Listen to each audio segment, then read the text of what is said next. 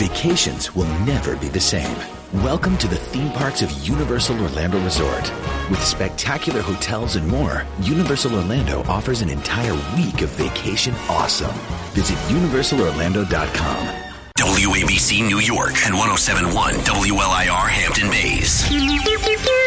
It's the 77 WABC News Hour. Sponsored by Secure Cash, LLC. Talking the news with Noam Laden.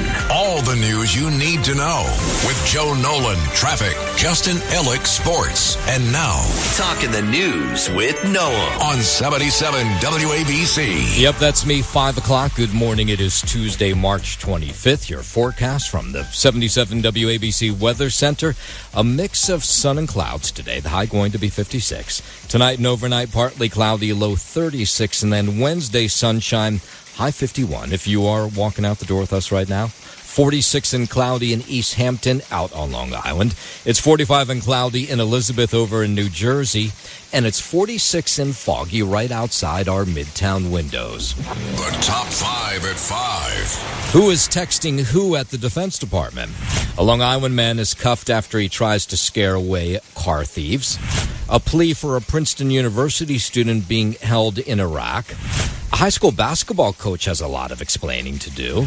And a Brooklyn man says he does not believe in finders, keepers, losers, weepers. All right, let's get into it at 5:01. Mayor Adams holding a press conference at City Hall yesterday insisting that his re-election campaign is on track with the petitioning process ending soon for Democratic candidates to appear on the June primary ballot. The mayor insists that he is collecting those signatures, adding that he will not be running as an independent, has been rumored. I'm going to be running as a Democrat. I say this over and over again, and we will map out our plan when time is fitting. But I'm running as a Democrat. He also wanted to talk about the corruption case against him. He says it's bogus. He deflected reports that former donors have diverted their support, and he says he'll continue fighting to get matching funds. And he claims, in the end, he'll outpace everyone when it comes to fundraising. People are catching up to me. I outpaced everyone. And we're going to continue to fight to get our matching funds. But we know how to do this. You know, look, no one that's running for mayor has ever won mayor but me. He's arguing that he doesn't really need to campaign because essentially being mayor is campaigning, and that's probably a fair argument. Anytime he has a press conference, the press follows. He gets free airtime. Give me your definition of campaigning. Going to houses of worship? I do that. Going to town hall meetings? I do that. Going into the streets and shake hands with people? I do that. Kiss babies? I do that. Mayor Adams poking fun at the reporters for their relentless so-called concern about whether he's going to run or not. I know I'm making a lot of your careers. You're getting a lot of clicks from me. I know the rest of those guys are so boring that all of a sudden you're going to go into the shadows. You know, you are doing so well, and I know you want me back. No, I know it. He says he's in it to win it, but as of like about 10 days ago, he didn't even have a campaign manager. 5:03, protests at Columbia University yesterday after school announced that shift in policies to avoid losing some $400 million in federal funding over pro-Palestinian protests. Columbia faculty gathering on campus yesterday as students returned from spring break to protest what they call the university's caving to the Trump White House. Defend our teaching! Defend our teaching! Defend our students! Defend our students! Yeah, they held signs with messages like defend research and protect academic freedom. Columbia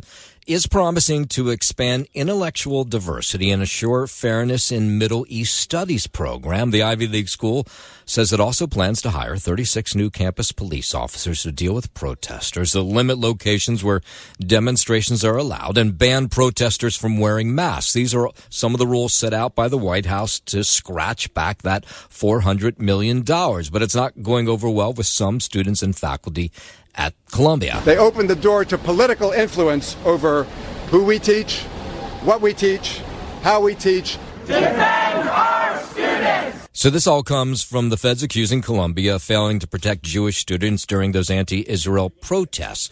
One of the professors speaking out yesterday, Kim Phillips-Fine, says they have to do something to fight back. And if we, the faculty, the teachers, do not stand up for these values, who can we be for our students? Another professor says if they do scratch back or if they hold on to that $400 million, the feds, it'll hurt vital research going on at the university. The health research being cut is not research for the elite. It is not about elite priorities. It is research that affects all of us and our future. Meanwhile, the White House accusing the Columbia grad student Mahmoud Khalil of covering up his work for the United Nations Relief and Works Agency in his application to become a permanent resident. Khalil is a legal immigrant and a former Columbia University student being targeted after participating in pro-Palestinian protests.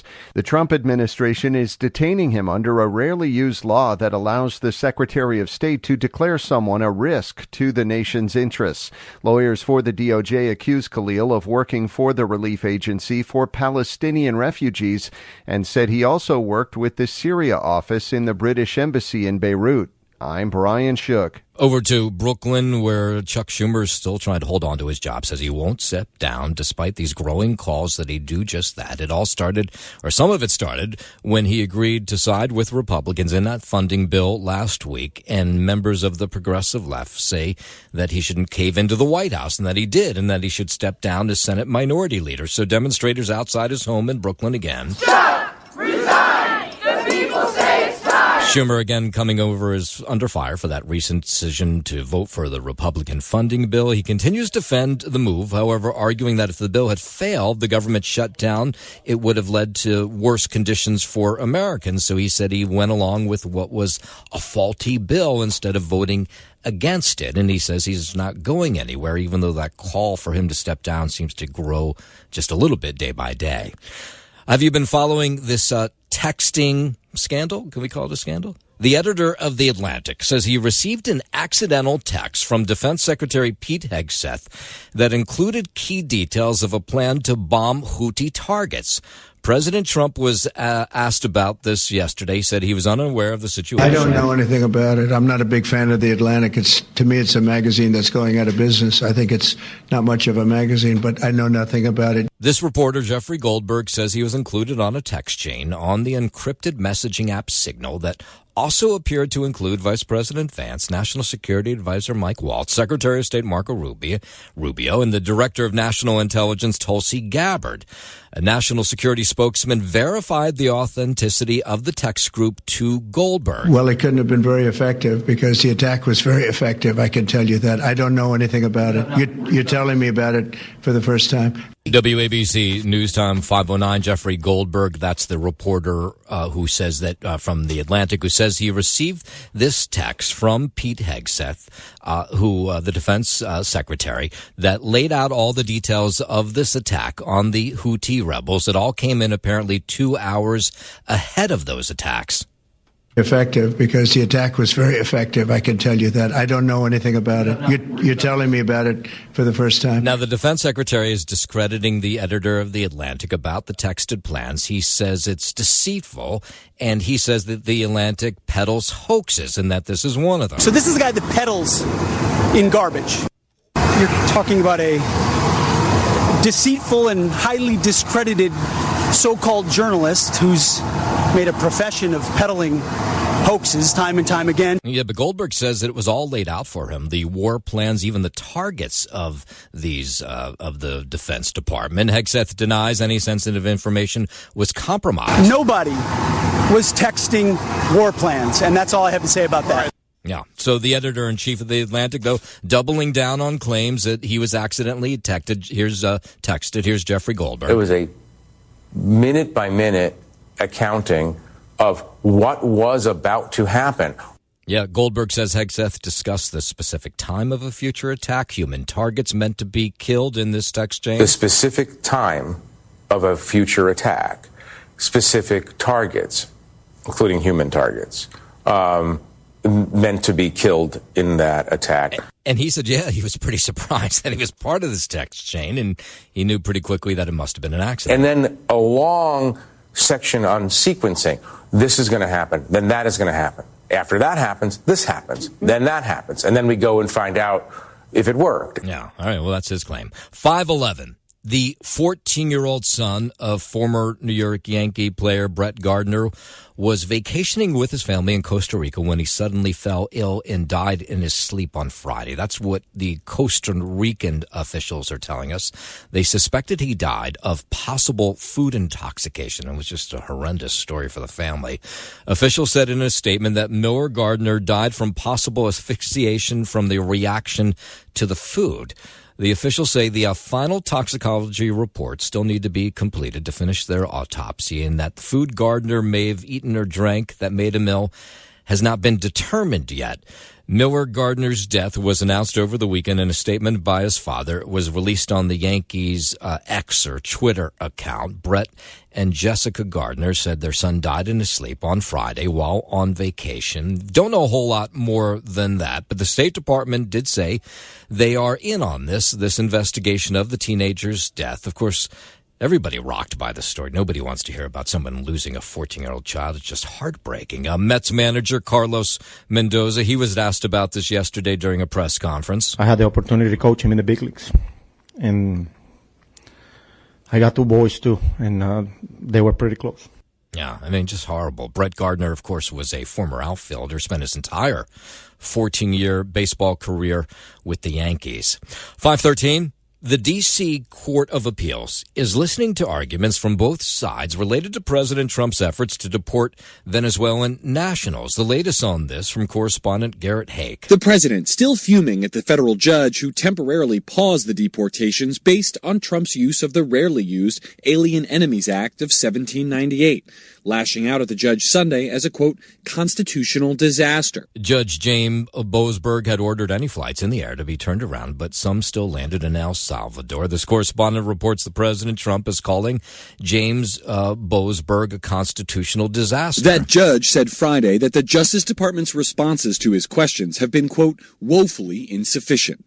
Today, an appeals court will hear the administration's request to overturn that temporary pause. Of course, this is the latest showdown in the administration's battle with the federal courts. Trump over the weekend expanding his fight from judges to lawyers, issuing a memo ordering law enforcement to punish law firms and attorneys who challenge administration actions in court in ways the White House finds meritless or unfair, including revoking security clearances or canceling federal contracts. And the Trump White House says it's going to continue its deportation efforts despite these judges. The administration deported another group of Venezuelan migrants Sunday, including alleged Tren de Aragua gang members, this time back to Venezuela, which had long refused to take back its citizens. Border Czar Tom Homan vowing to work around the court-ordered pause to continue deportations. 5:14, while we're down in Washington, President Trump says many companies are coming back to the U.S. due to his tariffs. He says billions of dollars in business are coming back to the United States. Some of them left us from many years ago, decades ago, and they're all coming back.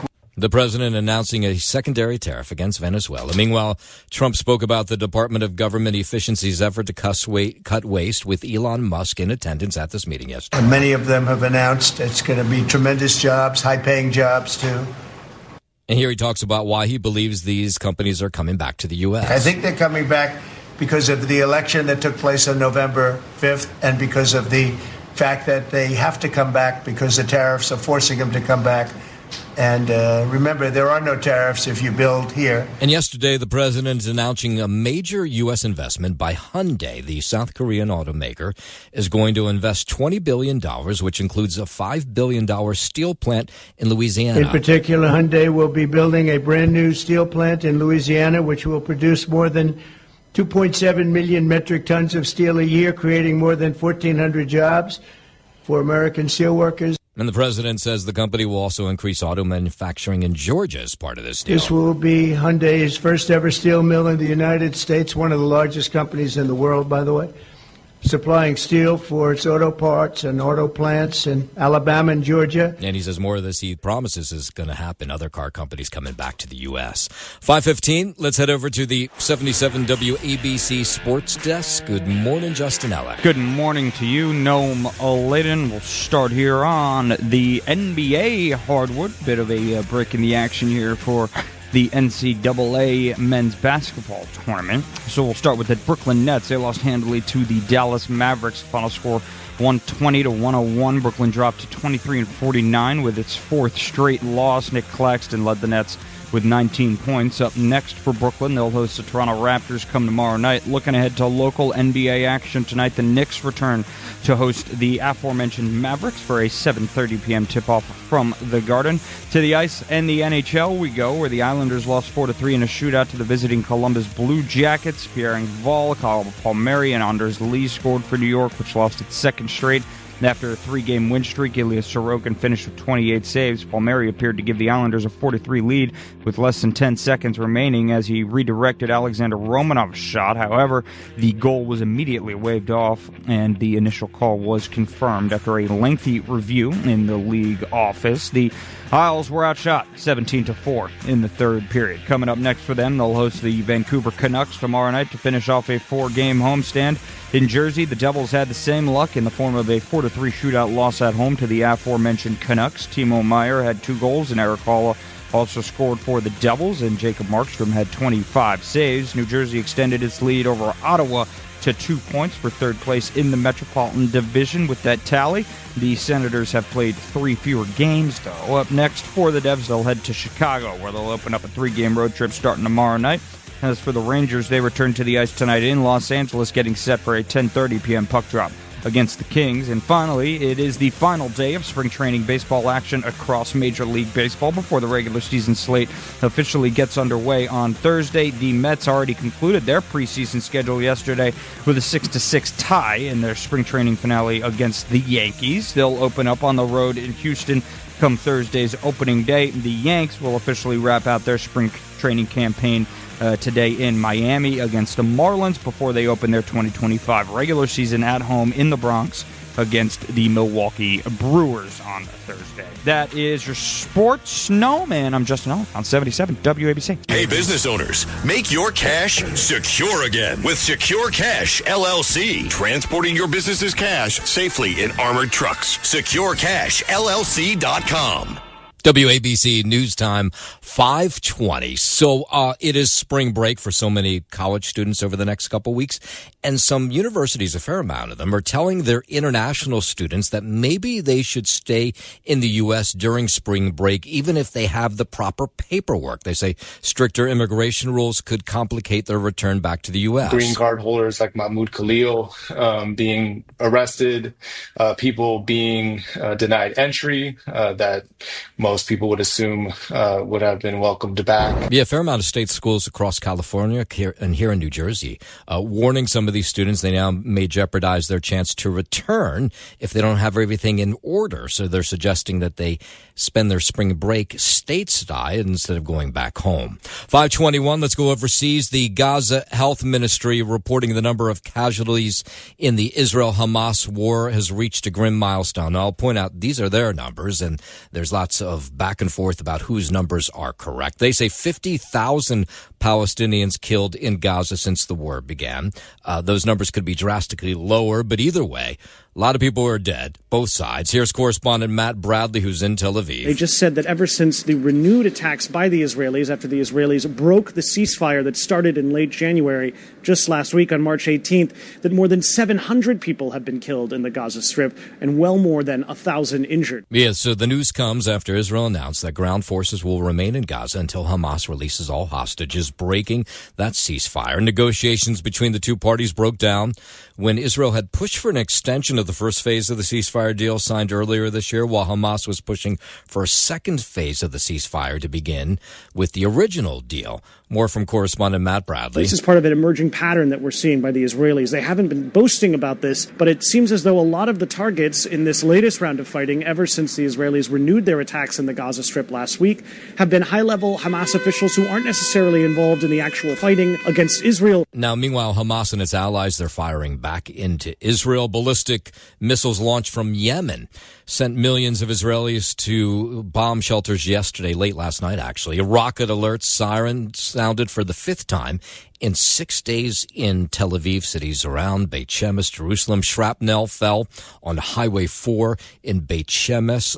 Takeoffs and landings halted at Ben Gurion Airport for a while yesterday, though we're told that the airport is back open this morning. And this coming as Hamas released new video of two hostages yesterday. Both hostages from Israel have been held for nearly 18 months. And for family members, this is all, of course, too much to take, because they see now with the ceasefire gone, they're more worried than ever that they may not see their loved ones again.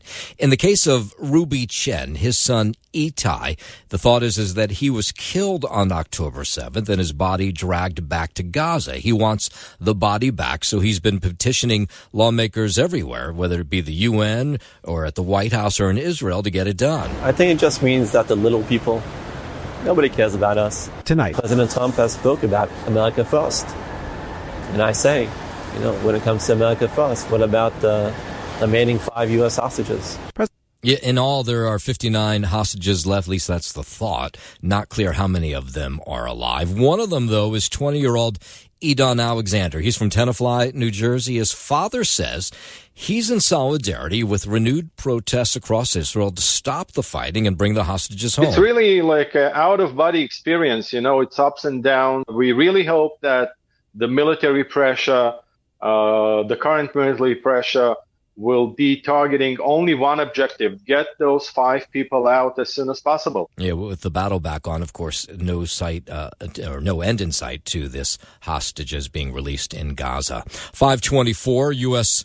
and Russian diplomats meeting in Saudi Arabia to discuss a potential ceasefire between Russia and Ukraine. William Denslow reports the meeting comes a day after U.S. officials met with a delegation from Ukraine. Productive and focused is how Ukraine's defense minister Rustem Umerov described the talks in Riyadh with U.S. counterparts. He said that they discussed key points, including energy. U.S. is looking to negotiate a naval ceasefire in the Black Sea before moving on to a more comprehensive deal. Moscow has said that Ukraine's allies must stop supporting Ukraine with military and defense capabilities. Ukraine, however, says that such support is vital to pull the pressure on Moscow. Now, Ukrainian and Russian officials have expressed optimism about a partial ceasefire, but what we're being told is they may remain far apart on a number of key issues to get that done. Let's bring it back home. 5:25, FBI warning Tesla owners about this week's Global Day of Action protest targeting Elon Musk and his car company. Activists have been vandalizing vehicles and showrooms, which has Republicans demanding accountability. Now, this Day of Action is March 29th. So if today is the 25th, that would be Friday, right? Is my addition right? I think it is. Maybe that will stop this once they see the full weight of prosecution come down on them. That's Senator John Cornyn, of course, from Texas. He says this is the latest sign of what he called Trump derangement syndrome. And he says that AG Bondi, Attorney General Pam Bondi, has to go hard against these people who commit crimes against Tesla owners. I'm glad to hear the Attorney General say that this will not be accepted and that they will be prosecuted to the fullest extent of the law. And he says that these protests don't even make a whole lot of sense. They're lashing out at electric vehicles when this has been one of the primary agenda items of the left. Yeah, well, more information, meanwhile, coming out about the man who is accused of driving his SUV into a crowd of protesters at a Tesla dealership near President Trump's Florida home. Sheriff's officials say 44-year-old Andrew Dutil drove up onto a curb outside the Tesla lot near West Palm Beach Saturday, forcing the large group of people to jump out of the way. There were no injuries, and an organizer of the protest claims when Dutil got out of his car, he said his brakes and electronics had gone out. An employee at the dealership says Dutil entered the showroom after the incident and told them he stands with Tesla. The protests are aimed at Tesla CEO Elon Musk over his work with President Trump's Department of Government Efficiency, or DOGE. Dutil is charged with aggravated assault with the vehicle. I'm Joel Malkin. You can depend on us. Enable the 77 WABC Alexa skill at home. Download the 77 WABC mobile app on your phone. Don't miss a minute. Talk Radio 77 WABC.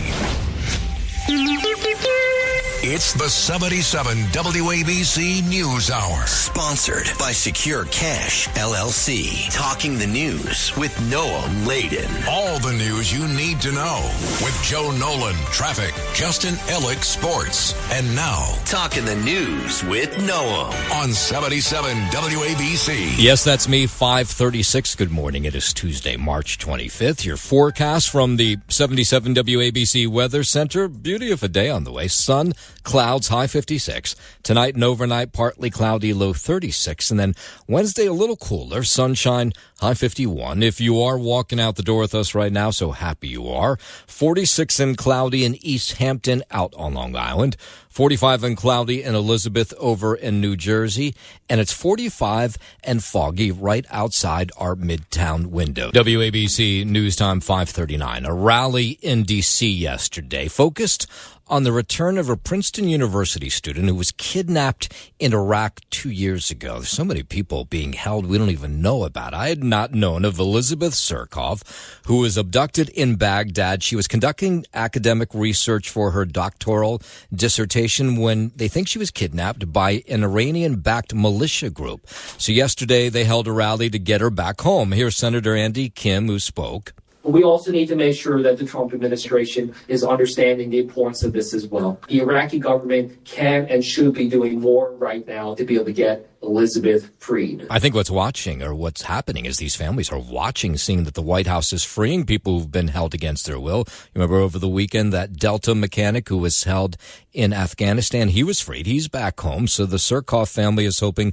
they can get their sister and their daughter back home. So he's Kim, the senator, pushing the Trump White House to work on this. Her sister, Emma, was at this press conference yesterday saying that Elizabeth was recovering from back surgery back in Iraq when she was kidnapped. She's a kind woman who has never hurt anyone. There's no justification, political, religious, or otherwise, for holding an academic hostage. And they have not heard anything from her since. Emma sharing a message she hopes gets to her sister Elizabeth in Iraq, wherever she may be. And to Elizabeth, if by some miracle my words reach you, I have not forgotten you. Do whatever it takes to survive. Your strength has always inspired me, and I know that the same strength that sustains you now. Yeah, awful not to know where a loved one is. 541 over to Long Island. An Elmont man arrested after allegedly firing a gun when he saw some people tampering with his car in his driveway. This was early yesterday morning. It happened about 3:30 in the morning. Cops arrested 62-year-old David Leary. His wife speaking to News 12 about the event. She's described the situation as a reaction out of fear, explaining that the couple's car had been stolen about a year ago. So when he saw somebody outside and a couple of people outside his car early yesterday morning, he walked out allegedly with a gun and fired shots off at them. He didn't try to hurt anybody. He was just trying to scare them away. A year ago, there was some fear, and I think he thought they were coming at him. He said it was like 6 of them. And he was afraid. So he reacted. That's his wife, Joyce, who says he reacted out of fear. Police reported that the shots that he fired off did not hit any of the individuals who were allegedly tampering with his car, but they struck 2 vehicles, a garbage can, and a fence nearby. So they took him into custody. He is behind bars this morning. Here's his wife. I think he thought they were coming at him, coming into his home. And so he was, reacted to protect his family. Leary taken into custody facing multiple gun-related charges, including reckless endangerment, currently being held in jail, scheduled to appear in court later this morning. From Long Island, we go up to Westchester County. Parishioners at Briarcliff Manor Church disheartened after a statue out front vandalized over the weekend. Leaders at St. Teresa's Church on Pleasantville Road think the vandalism happened sometime over the weekend. They say it appears some sort of similar material like tar was poured over the statue. Why people do this, I do not know. One of the hands on the statue was broken. They were able yesterday to get most of that tar-like material off the statue, but it's already broken. And you can imagine how upset parishioners are. Like, why are people attacking a church? It happens way too often. But here's the father of St. Teresa's Church who says he's willing to forgive this guy once he's collared, which Hasn't happened yet. It filled me with great sadness, whoever the person is or people that did this. But we pray for their conversion. We pray that they may come to know Christ. Yeah, Father Paul Waddell, a little more forgiving than I would be. So far, police say they've made no arrests, looking through nearby surveillance cameras, hoping to capture an image of the person who committed this crime. A man is alive and recovering after a parking lot fire in Brooklyn, thanks to the actions of some quick-thinking people that were nearby. That man, an unnamed 41-year-old, was spotted around 11 a.m. Monday near the corner of Flushing and Varick Avenues in East Flatbush, engulfed in flames. A nearby barber grabbed a fire extinguisher, then spotted 12-foot flames coming from burning pallets in an industrial parking lot.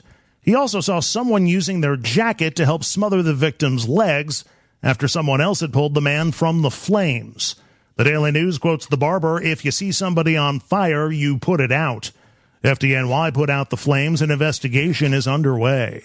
Andrew Whitman, NBC News Radio, New York. In a moment, we're going to tell you about how an imam up in the Bronx was almost abducted by a crew of people and why they may have been after him. But first, 5:45, let's head over to the 77 WABC Sports Desk. And here's Justin Eller. Thank you, Noam Layden. Start here on the NBA hardwood in Brooklyn. The Nets lost handedly to the Dallas Mavericks. Final score 120-101. Brooklyn dropped to 23-49 with its fourth straight loss. Nick Claxton led the Nets with 19. Up next for Brooklyn, they'll host the Toronto Raptors come tomorrow night. Looking ahead to local NBA action tonight, the Knicks return to host the aforementioned Mavericks for a 7:30 p.m. tip-off from the Garden. To the ice in the NHL we go, where the Islanders lost 4-3 in a shootout to the visiting Columbus Blue Jackets. Engvall, Palmieri, and Lee scored for New York, which lost its second straight after a 3-game win streak. Sorokin finished with 28 stops. Palmieri appeared to give the Islanders a 4-3 lead with less than 10 seconds remaining as he redirected Alexander Romanov's shot. However, the goal was immediately waved off, and the initial call was confirmed after a lengthy review. The Isles were outshot 17-4 in the third period. Coming up next for them, they'll host the Vancouver Canucks tomorrow night to finish off a 4-game homestand. In Jersey, the Devils had the same luck in the form of a 4-3 shootout loss at home to those aforementioned Canucks. Timo Meier had 2 goals. Eric Hall also scored for the Devils, and Markstrom had 25 saves. New Jersey extended its lead over Ottawa to 2 points for third place in the Metropolitan Division with last night's tally. The Senators have played 3 fewer games, though. Up next for the Devs, they'll head to Chicago, where they'll open up a 3-game road trip starting tomorrow night. As for the Rangers, they return to the ice tonight in Los Angeles, getting set for a 10:30 p.m. puck drop against the Kings. And finally, it is the final day of spring training baseball across Major League Baseball. How about that? Yeah, did you enjoy all those exhibition games? What a waste of time. Why don't they just start the season? What's with the spring training nonsense? Yeah, like the Yankees and Mets tied yesterday, 6-6. Yeah. They just stopped the game after 9 innings. They didn't even bother for extra. Because who cares? Just start the season. What's with all the spring training nonsense? I'm totally with you. Yeah. I think, the last couple of games of spring training, a lot of these teams move back to their home ballparks to get things going. Why not just start the season when you move on back? Yeah. Ixnay on these last couple of spring training games and then get going right when you return home. Like the Yankees today are playing in Miami at the Marlins home ballpark for the regular season. You might as well just make it a regular season game. Makes no sense to me. Whatever. And you know what also makes no sense to me? I went online to see, because the Sweet 16 part of it's going to be played at Newark at the Rock. Yeah. I was like, it'd be fun to take my kids to a game. That would be great. Cheapest ticket? No. $383. Unbelievable. That's like that's almost on the level of what I paid for the Yankees World Series ticket. Right, that's highway robbery. $383 to see college basketball? Sorry. For average seats, no? Yeah, they weren't even good seats. Oh, yeah. God, you can't even enjoy yourself now these days. My kids are crying at home. Saying we can't go. Send a letter, will you? That's your sports now. Back to you. WABC News Time 549. Costa Rican officials have released an apparent cause in the death and the passing of former Yankees outfielder Brett Gardner's teenage son. Officials say Miller Gardner apparently died in his sleep after a reaction to something he ate. That reaction caused him to asphyxiate. It stopped him from breathing. The 14-year-old was on a family vacation at a Costa Rican Pacific Coast resort when his body was found in his room. An autopsy and toxicology screen will be performed. Andrew Whitman, NBC News Radio, New York. Let's go up to the Bronx, where on Sunday night, during the holy month of Ramadan, there was an attack and apparently an attempted abduction of a faith leader there, an imam captured. Apparently, he walked out of his mosque. This was on Odell Street in Parkchester, And a dash cam caught this all on video. So 3 people come up to him. They start having some sort of argument with him. Then they try to pull him into this van like they were going to kidnap him. Some of the parishioners inside the mosque saw what was going on. They intervened, were able to scare these men away, but not before some sort of fight ensued. One of them was injured. This is the holy month of Ramadan. Last 10 days is very important. He tried to grab him and he ran the car. Yeah, so we don't know a whole lot about this. NYPD cops trying to figure this out too. Why would somebody want to kidnap an imam, especially during the holiday of Ramadan? They were able to scare him off. Now they're looking through this video to see if they can ID the 3 people who were trying to grab this guy. This guy is very bad, and they come to the front of the masjid, the public place, and they want to kidnap the imam. Yeah. It is...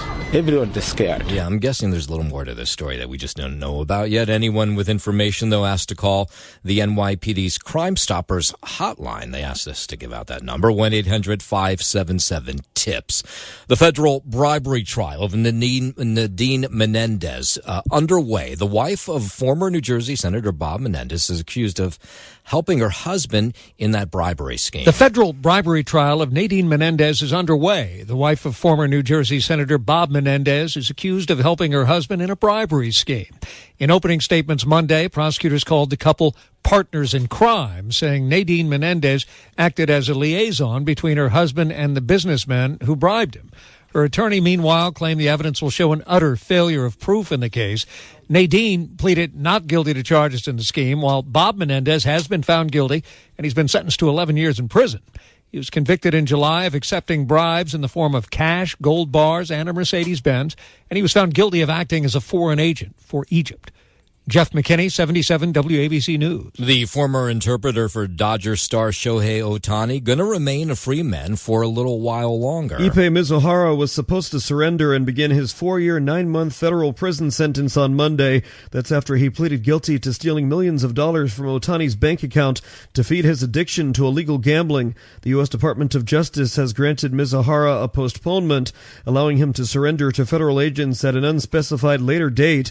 Federal authorities have not given a reason for the postponement due to a sealed court order. I'm Daniel Martindale. We go from California to upstate New York, where a high school basketball coach has been fired. Maybe you saw this clip that's gone viral. He pulls the ponytail of a high school student during a basketball game. It was the state championship. The coach named Jim Zulo. He's caught on camera pulling the ponytail of one of his female players pretty hard and then screaming in her face as the team had just lost the state championship. The girl he had pulled the hair of, she was the star player of the team.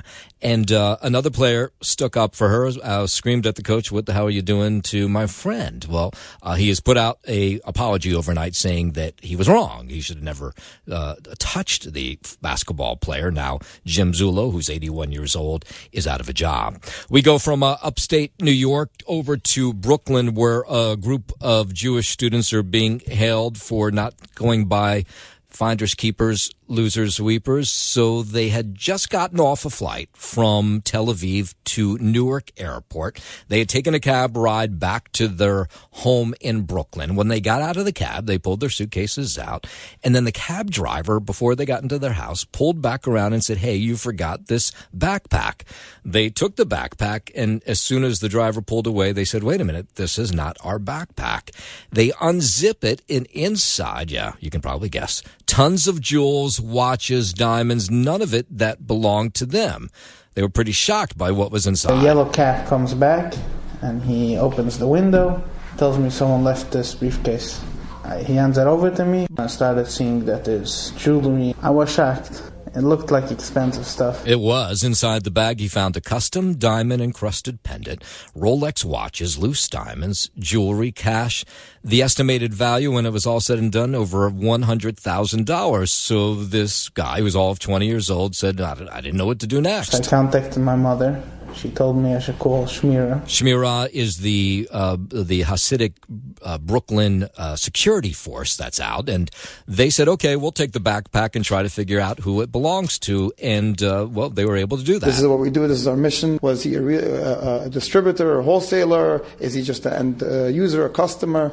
So I'm sure with time, probably the next few days, we'll get a little more clarified on the story itself. Yes, so inside was a phone number inside this backpack. And, it seems that somebody within the Diamond District was the owner of this backpack. And so they reunited him with the backpack.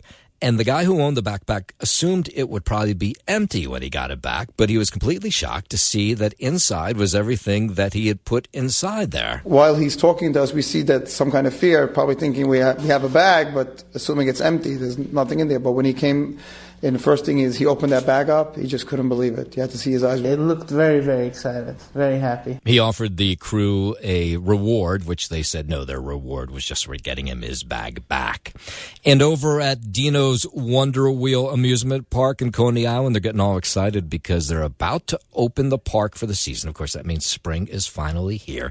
The owners of the park say this is the time of year they get all excited about every year. You always get the adrenaline flowing when the rides start coming together. It's like a bear coming out of hibernation. Yeah, Wonder Wheel was built back in the 1920s, so over the weekend they had the Department of Buildings inspectors on site checking all the rides out just to make sure everything's working okay. In fact, one of the people checking out the rides says, I've come to this park for years, so it was kind of fun to be the guy who was making sure everything was working okay. When we're looking at the motor, we make sure that the belts are pretty good. To make sure that it's safe and it's up to code and it's in compliance with the DOB rules and standards. I was just a kid in high school and I would come here from Queens. I'm not responsible for the safety of the people that's riding these rides. Yeah. The park opens weekends starting April 13th.